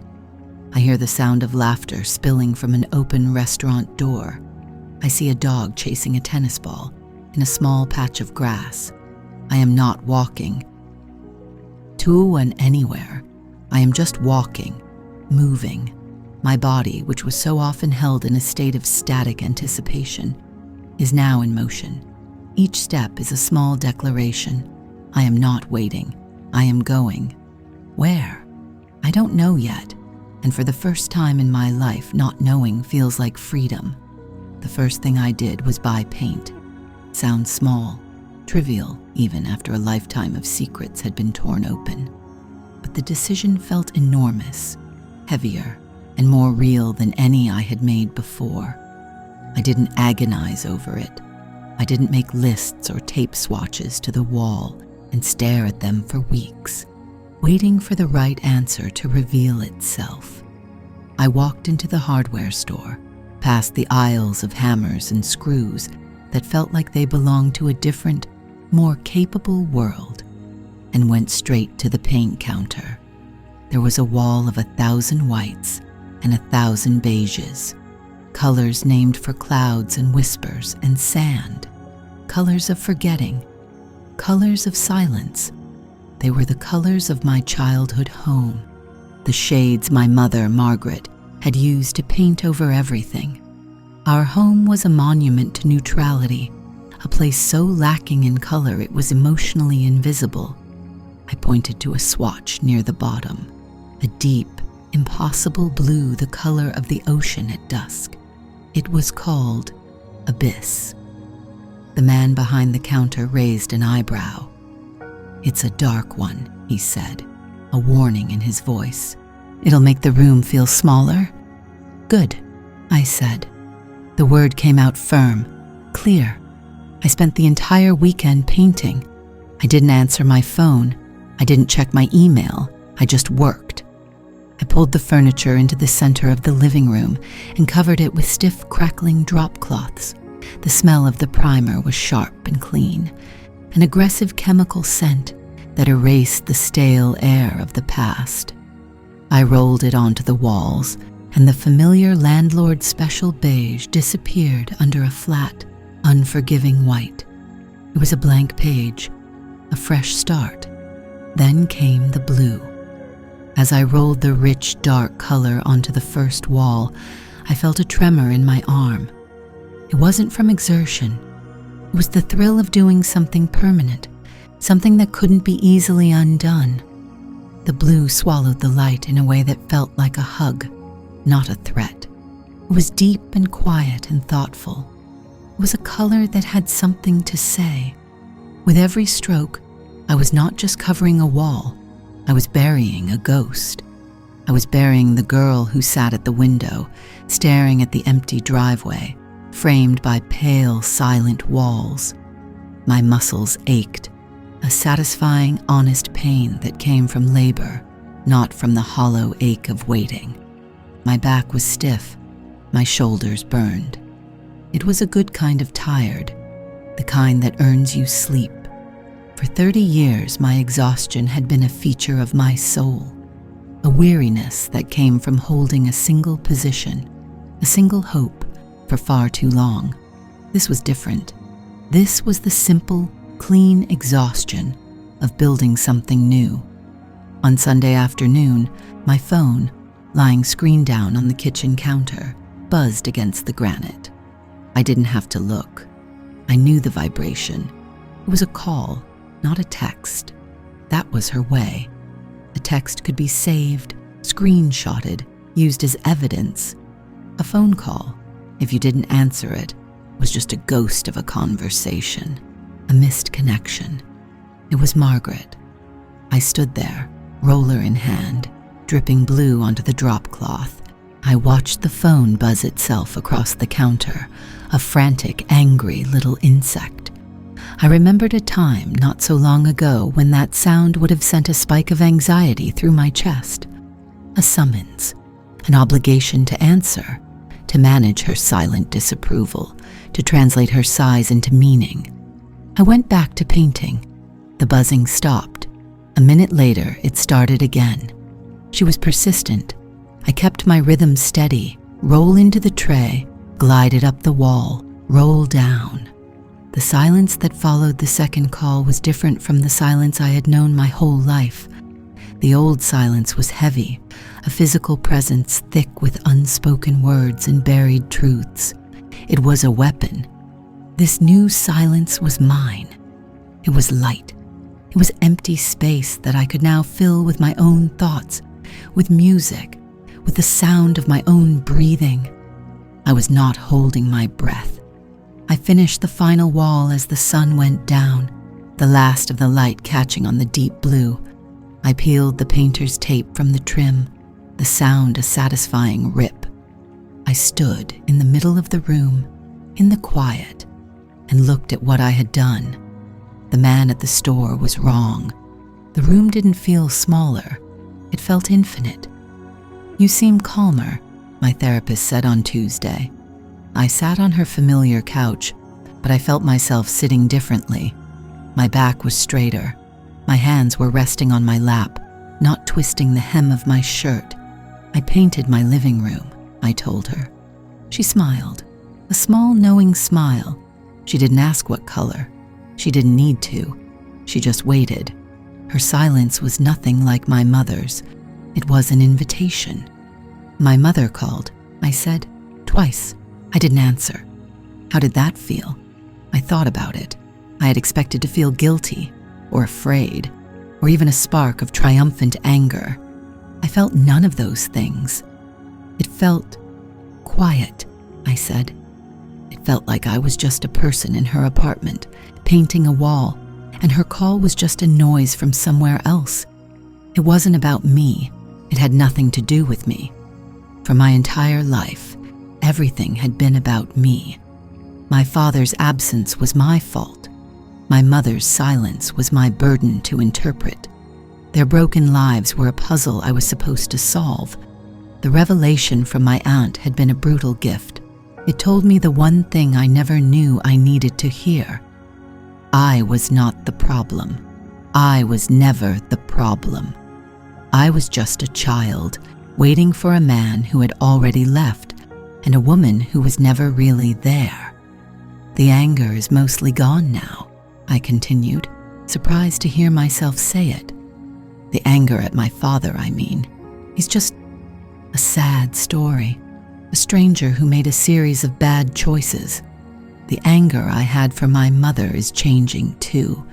It's less like a fire and more like a closed door. And you're on the other side of it? She asked. I am, I said, and the certainty of it settled in my bones. I spent my whole life waiting for him to show up and for her to tell me the truth. I was waiting for them to give me permission to start my life. The thing is, they can't give me anything. They never could. We were quiet for a moment. I looked out her window at the city moving below. People walking, cars flowing, everyone going somewhere. I found my sister online, I said softly. It was the first time I'd said it out loud. His other daughter. My therapist's expression didn't change. She just nodded, her gaze steady. Her name is Sarah. She has his smile. She lives in Oregon with her husband and 2 kids. She looks happy. What was it like seeing her? I expected a wave of the old feelings, jealousy, resentment, the familiar bitter question of, why her and not me? But it didn't come. I just felt a strange, hollow sort of peace, a sense of resolution. It was like reading the last page of a book I'd been stuck in for 30 years, I explained. It wasn't a happy ending. It wasn't a sad ending. It was just the end. The story was over. He didn't disappear into a void. He went and built a different life, a life that didn't include me. And that's okay. Is it? She asked gently. It has to be, I said. Because the alternative is to keep waiting for a train that was canceled decades ago. I'm done waiting at the station. I thought of Sarah's face, smiling in a sunny photograph, surrounded by people who loved her. I didn't feel the need to reach out, to insert my tragedy into her happiness. Her life was her own. It had nothing to do with me, just as my mother's phone calls no longer had anything to do with me. For the first time, I felt the clean, sharp separation between myself and others. My life was finally my own. The question was no longer about why I was still waiting. The question was, what do I do now that I'm free? That night, I moved my furniture back into place. The blue walls held the lamplight, making the room feel warm and secure. My small apartment, once just a temporary place to sleep, was starting to feel like a home. It was a space that was beginning to look like me. I sat on my couch and thought about the living room window of my childhood. That pane of glass had been my world. It was a screen onto which I projected all my hope and a mirror that reflected all my loneliness. I had spent thousands of hours at that post, a small soldier on a pointless watch. I realized I hadn't looked out my own window all weekend. I got up and walked over to it. From my 4th-floor apartment, I could see the street below, slick with recent rain. Headlights slid past in red and white streaks. I saw couples walking under umbrellas, a man jogging with his dog, a group of friends laughing as they headed into the restaurant across the street. It was just a street. It was just a city full of strangers living their lives. No one was coming for me. The thought didn't bring the old, familiar stab of pain. It landed softly. A simple fact. No one was coming. And I didn't need them to. I was already here. The first coat of paint looks thin, almost desperate. It doesn't cover the old color, the pale, non-committal beige I've been living with for years. It just streaks over it, a ghost of what's to come. I stand back, roller in hand, the smell of latex sharp in my nostrils. It smells like a beginning. The color is called First Light. I chose it because it felt like the truth. My phone has been silent for 3 days. This is a new kind of silence. It isn't the heavy, suffocating silence of my childhood home. It isn't the anxious silence of waiting for a text back from a man who isn't worth my time. This silence is clean. It is the space I have created for myself. My mother has not called since I walked out of her immaculate, quiet house. My mother will not call. And for the first time in my life, I am not listening for the ring. I dip the roller into the tray again, loading it with the thick, pale blue paint. The movement is rhythmic, methodical, back and forth across the wall, covering the old color, erasing the backdrop of my waiting. With every stroke, I feel a muscle in my back I didn't know was tensed finally begin to release. I have been holding my breath for 30 years. Now I am painting my apartment the color of an exhalation. The anger is still there. It's not the huge, dark ocean that threatened to drown me in Aunt Linda's kitchen. It has settled. It's more like a stone at the bottom of a clear lake now. I can see it, acknowledge its shape and weight, but it no longer churns the water.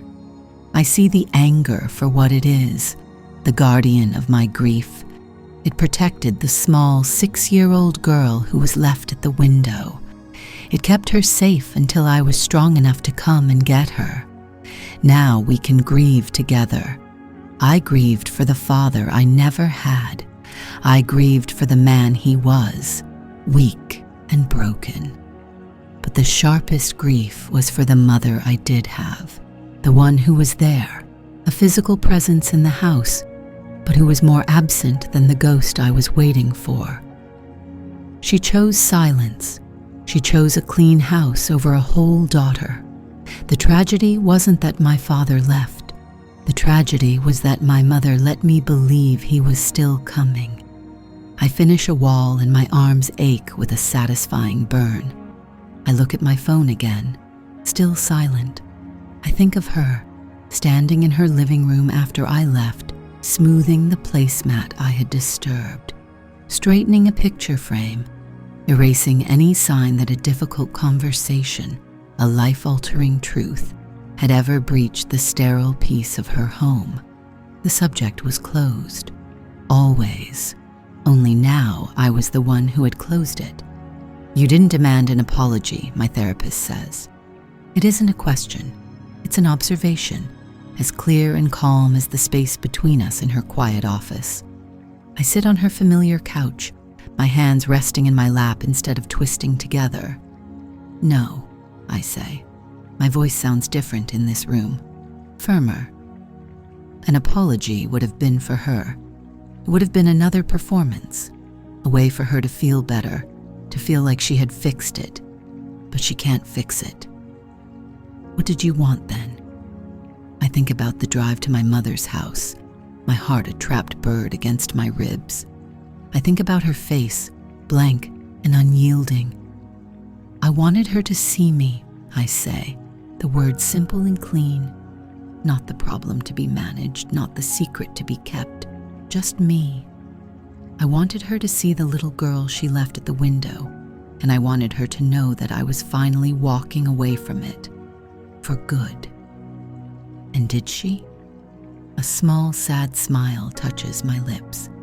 No, I don't think she's capable of seeing anything but the life she's constructed, but it doesn't matter anymore. It's the truest thing I've ever said.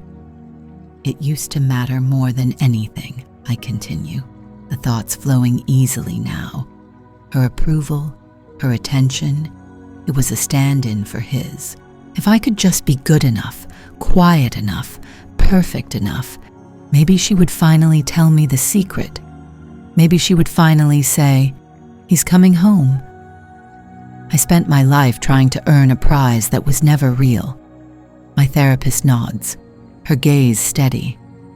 You also mentioned finding your half-sister online and choosing not to make contact. Yes. I take a deep breath. I looked at her pictures for a long time. She has his smile, the one I remember from photographs. She's at her wedding. She's holding a baby. She's on vacation. A whole life, a whole uninterrupted life. I had expected to feel a surge of jealousy, of rage. I had expected the injustice to tear through me, but it didn't. I felt sad, I tell my therapist. I felt sad for her because her father was a man who was capable of selling his other daughter, and I felt sad for me. But then, I closed the laptop. It wasn't my story to interrupt. My pain doesn't belong in her wedding photos. Forcing my way into her life would just be another form of waiting for her to accept me, to understand me, to fix the part of the past that she had no part in breaking. It would be making her my new window to wait at. I look down at my hands. They are steady. I'm done with windows. A week passes. The apartment is painted. The beige is gone. The air smells clean, not of bleach and secrets, but of fresh paint and open windows. I buy new sheets, a deep, solid blue. I throw out the chipped mug I always used for my morning tea, the one I'd had since college, the one I had held in my hands on 1,000 mornings while staring out at the empty driveway of my old life. One afternoon, I find a box in the back of my closet. It's filled with the few things I have of him. A faded photograph of him holding me as a toddler, his face young and smiling. A birthday card he sent when I was 7, the last one I ever got. His signature is a looping, confident scrawl. Love, Dad. For years, this box was a sacred object, proof that I was once loved, proof that he existed. I hold the photograph. I look at the smiling man, and I no longer see a hero or a myth. I see a stranger, a sad, handsome stranger who made a series of poor choices. He is not a monster. He is not a god. He is just a man who wasn't strong enough, and I am not the problem he needed to solve. I don't burn the box in a dramatic fire. I don't shred the photo, and that feels like something the old Emily would do, an act of anger that still centers him. Instead, I close the lid, walk down to the communal trash room of my building, and place the box gently next to a bin. I let it go. I don't look back. Walking back to my apartment, my key in my hand, I feel a strange lightness in my pocket. It's the absence of a weight I didn't know I was carrying. Later that evening, I'm making dinner when my phone rings. An unknown number. For a split second, the old reflex kicks in. A jolt of adrenaline. A flicker of... what? Hope? It's a ghost limb. An echo of a feeling that no longer has a source. Before, I would have stared at it, my heart pounding, my mind racing. Is it him? Is it news? I would have let it ring, too afraid to answer, too afraid to miss it. Now I glance at the screen, wipe my hands on a towel, and press decline. I am not waiting for a call. I am making pasta. The water is boiling. My life is here, in my small, clean kitchen that smells of garlic and basil, in the apartment I painted the color of the sky at dawn. It's a simple life, but for the first time, it feels completely my own. The laptop screen went dark. Sarah was gone. For a long moment, I just sat there, my finger still resting on the trackpad. The click of the command felt impossibly loud in the quiet of my apartment. It was a sound of finality, like a lock turning in a door I had just closed. There was no fanfare, no dramatic swell of music. There was only the low hum of the refrigerator and the faint sound of traffic from the street below. The silence that followed was different from the silences of my childhood. Those were heavy, thick, with things unsaid, a presence so dense it felt like a person in the room. This silence was light. It was empty. It was a space waiting to be filled, not with a person, but with something else, with me. I had been holding my breath for 30 years. I realize that now. A long, slow inhale that started at a living room window, waiting for a car that would never turn into the driveway. I held it through high school, through college, through relationships that mirrored the same pattern of hopeful disappointment. I held it in my mother's kitchen, waiting for an explanation she would never give, I held it while I scrolled through a stranger's life, a sister's life, waiting for a sign that I should reach out. And then I clicked, and I exhaled. The breath left my body in a shuddering wave, not a sob, but a release. It was the feeling of setting down a weight I didn't know I was carrying until it was gone. My shoulders, which I always held tight and high, dropped. My jaw, perpetually clenched, went slack. The ghost that had stood behind me my entire life, the specter of a promise, had finally faded. He didn't leave in anger or with a final cutting remark. He just dissolved, like smoke in an open window. "So you close the page," my therapist says a few days later. Her office is warm, the lights soft. It is a room built for difficult words. I nod. I closed it. How did that feel? I think for a moment, trying to find the right word. Quiet, I say. It didn't feel like a victory. It didn't feel like a loss. It just felt done. I spent my whole life waiting for a door to open, and I finally realized I was the one who had to close it. She leans forward slightly, her expression unreadable, but attentive. "You also spoke to your mother." I did. Oh. The memory of the phone call is still sharp. It came 2 days after my confrontation in her sterile kitchen. I saw her name on the screen, and my stomach twisted into the old familiar knot of dread and obligation. I almost didn't answer. But not answering was a form of hiding, and I was done with that. I answered. "Emily," she said, her voice strained with a false brightness. "I was just calling to see if you'd gotten the new curtains for your living room. You mentioned you were looking." The subject was changed. The confrontation was being erased. Just like that. The old me would have played along. The old me would have swallowed the hurt and talked about curtains, because that was the price of peace. It was the tax I paid for a relationship, however hollow. But the old me was gone. "The curtains aren't important, Mom," I said. My voice was calm, level. I was surprised by the steadiness in it. "We don't have to pretend that last week didn't happen." Silence, the heavy kind, her kind. I could almost see her standing in her kitchen, her face a perfect blank mask. "I don't know what you want from me, Emily, Amo," she finally said, her tone hardening. "The victim, always the victim." "I told you," I replied, keeping my voice soft. "I don't want anything. I just want you to know that I won't be pretending anymore. I won't talk about curtains when our house is on fire." Another beat of silence. Then a click. She had hung up on me, and for the first time in my life, it didn't break me. It didn't send me into a spiral of wondering what I had done wrong. It was just information.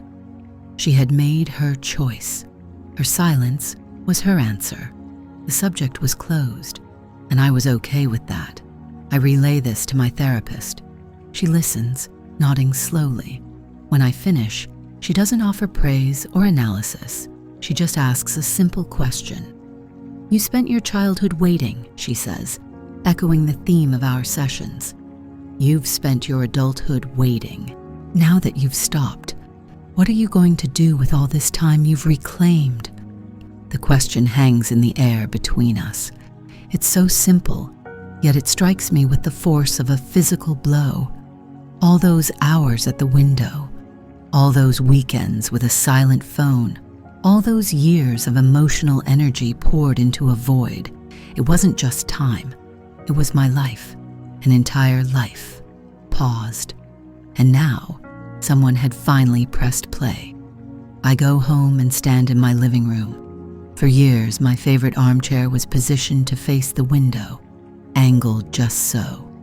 A habit so ingrained I hadn't even noticed it. From there, I could see the street, the cars passing, the people walking by, a sentinel at a post that had been decommissioned 30 years ago. I walk over to the chair. It's heavy, solid oak. I put my hands on its arms, brace my feet, and with a groan of effort, I turn it. I turn it away from the window and toward the center of the room, toward the empty wall where I could hang a painting, toward the bookshelf filled with stories I have yet to read. Then I go to the window itself. The glass is filmed with a thin layer of dust. The afternoon sun illuminates a million tiny specks, the residue of seasons of watching. I get a cloth and a bottle of cleaner, and I start to wash the window. I spray the cool liquid and wipe in long, clean strokes. I wipe away the grime, the smudges, the faint, ghostly imprint of a little girl's hands. I clean the pane of glass that stood between me and the world, the barrier through which I only ever watched. When I'm done, the glass is invisible. The world outside looks sharper, brighter. The green of the leaves on the tree across the street is more vibrant. The blue of the sky is deeper. It's the same view, but I'm seeing it for the first time. The next day, I do something I have never done. I go to a nursery. I walk through aisles of green and growing things, the air thick with the smell of damp earth and chlorophyll. I'm not looking for anything in particular. I am just looking. I touch the waxy leaf of a fiddle leaf fig, the velvety frond of a fern. I finally stop in front of a monstera. Its leaves are huge and dramatic, full of holes and splits. It's not perfect. It's wild and beautifully strange. It's a plant that makes its own shapes, that doesn't grow in a straight line. I buy it. I carry it home, the big ceramic pot heavy in my arms. I place it in my living room, not by the window, but in a corner that gets indirect light, a space that was previously empty. It instantly changes the feeling of the room. It makes it feel alive. I fill a watering can and give it a drink. I watch the water soak into the dark soil. This is a new kind of waiting. It is not the passive, helpless waiting for a person who will never arrive. This is an active, hopeful waiting. Waiting for a new leaf to unfurl, waiting for roots to take hold. It is a promise not made to me, but one I am making to this living thing. A promise to tend, to nurture, to pay attention. That evening, I sit in my newly positioned armchair. I'm not facing the window. I'm facing my apartment, my life. My gaze falls on the new plant, its wild leaves casting soft shadows on the wall. I think of Sarah, my half-sister, and I feel no ache, only a quiet sense of peace, the kind you feel when you wish someone well from a great distance. I think of my mother and her silence, and I feel no anger, only a sad, calm acceptance. She is who she is, and I am who I am. For the first time, I am not the girl who waits. I am not David's forgotten daughter or Margaret's silent burden. I am a woman in her own apartment, with a clean window and a new plant. A woman who has finally turned away from the driveway and started looking at the room she is in. The sun sets, and the room fills with a soft golden light. It's a simple evening, like any other. But it's not. It's the first one, the first day of a life that is entirely my own. I am not waiting for anyone to come home. I am already here,